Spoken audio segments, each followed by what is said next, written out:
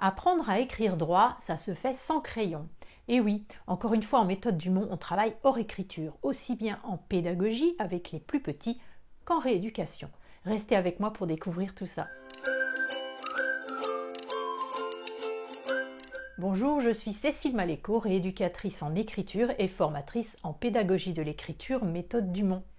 Les photos d'alignement que je vais utiliser dans cette vidéo m'ont été gentiment prêtées par ma collègue rééducatrice, formatrice et amie Yaël Benayon de Strasbourg et par Florie Fournier. Elle est enseignante et tient le blog L'école c'est classe. Les liens vers le site de Yaël et vers le blog de Florie sont dans la description de la vidéo en dessous, quelque part par là. Pour écrire droit, il faut deux choses. Savoir bien déplacer sa main et son bras, ceci est enseigné lors de l'apprentissage de la tenue du crayon. J'en ai parlé dans une vidéo dont le lien s'affiche par là. Et savoir tenir sa ligne, ceci est enseigné avec la gestion de l'espace. C'est l'objet de cette vidéo.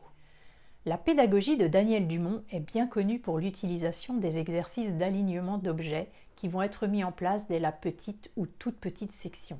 C'est donc en dehors de tout exercice d'écriture que va se mettre en place la notion de tenue de ligne. Et nous allons le voir, le cycle 1 peut être très riche en alignement. En effet, beaucoup d'activités n'ayant a priori aucun lien avec l'écriture pourront être, si elles sont bien menées, très efficaces pour apprendre à écrire droit. Au tout début, on demandera des alignements à touche-touche de gros objets au sol, comme des plots, des grosses figurines, des plaquettes de bois de type Kapla par exemple, faciles à aligner de par leur forme. On aura bien sûr une exigence particulière sur la rectitude de cette ligne dans son ensemble, mais aussi sur l'axe de chaque objet. Les alignements seront courts au départ, puis de plus en plus longs.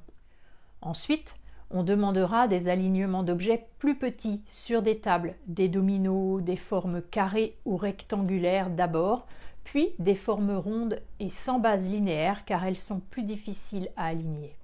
Enfin, on passera ensuite aux gommettes. Et là encore, on collera les gommettes avec les bases stables comme les carrés, les rectangles et les triangles avant de passer aux ronds ou aux formes aléatoires. On pourra aussi travailler les alignements avec des tampons de peinture, ce qui permet de commencer le travail sur le rythme d'écriture. On travaillera cet exercice sur des supports verticaux ou horizontaux. Dans le cas d'un travail sur un support vertical, on fera très attention à la hauteur du support. Le haut de la feuille ne devra pas être placé au-dessus des yeux de l'enfant pour ne pas voir sa ligne descendre sans que les compétences de l'enfant ne soient en cause. Mais presque toutes les activités de cycle 1 sont propices aux alignements. Les jeux de dominos, bien sûr, mais aussi ceux de loto ou les cubes ou les jeux de cartes. Les activités d'art plastique seront bien sûr l'occasion de travailler sur les alignements, peindre, découper et coller des formes en papier sur différents supports en les alignant et en les espaçant régulièrement permettront aux enfants de travailler la gestion de l'espace sans qu'ils en aient conscience. Le jardinage avec ses rangs de plantations ou de semis sera bien sûr un moyen extraordinaire de travailler l'écriture, d'autant qu'avec cette activité, on améliore aussi les espacements et la tonicité de la main. Mettre le couvert à l'occasion d'un anniversaire pour aligner les assiettes, les verres et les couverts sera tout aussi profitable que de se mettre en rang tout en observant bien si l'alignement est bon avec ses voisins.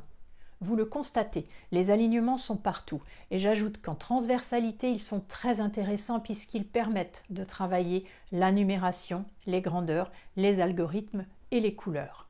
Ils fournissent aussi un excellent support de travail pour les espacements et le sens de l'écriture. Nous avons abordé le sujet dans la vidéo sur le bulldozer, dont le lien s'affiche en haut à droite de votre écran. Le déplacement du bras tient une importance capitale dans la bonne tenue de ligne. Rappelez-vous, la ligne est descendante ou convexe lorsque le coude ne bouge pas. De même, la tenue de ligne sera fluctuante si le bras ne bouge pas du tout et si, comme ici, la main tourne autour du poignet pour avancer.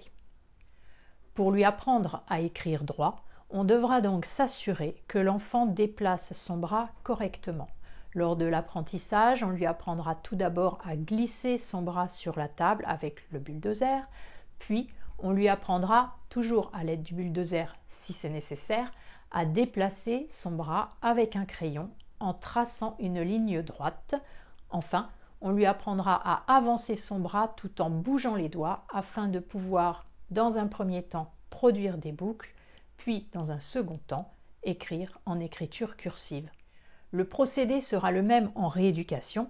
On fera le bulldozer avec un cube en faisant tracer des traits droits, puis des lignes de boucle en vérifiant que les doigts bougent bien lors de ce dernier exercice. Voilà, encore une fois, nous n'avons pas beaucoup écrit pendant cette séance d'apprentissage de la cursive. Les enseignants qui utilisent la méthode Dumont sont tels des petites araignées. Ils tissent une toile de fil invisible qui, un jour, vont porter l'enfant vers une écriture qui sera à son service, comme tout bon outil qui se respecte. Si vous voulez poursuivre avec moi, collez une petite gommette en forme de pouce bleu là sur l'écran ou abonnez-vous.